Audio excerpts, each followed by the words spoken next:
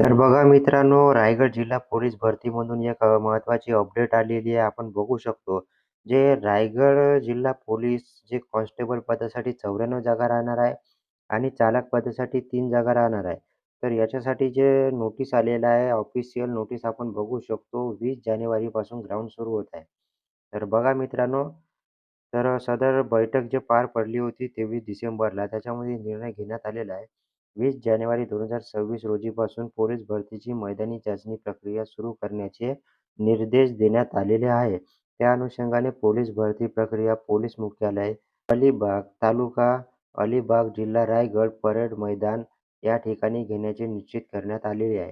तर आपण बघू शकतो ऑफिशियल तारीख आलेली आहे आणि पोलीस भरतीची प्रोसेस आणि जे ग्राउंड आहे, ते 20 जानेवारीपासून खूप साऱ्या जिल्ह्यांची माहिती आलेली आहे. 20 जानेवारीपासून सुरू होत आहे आणि हे रायगड जिल्हा पोलीस भरती 20 जानेवारीपासून सुरू होत आहे आणि अशाच अपडेटसाठी आपल्या चॅनलला पण नक्की सबस्क्राईब करून ठेवायचं आहे मित्रांनो. धन्यवाद.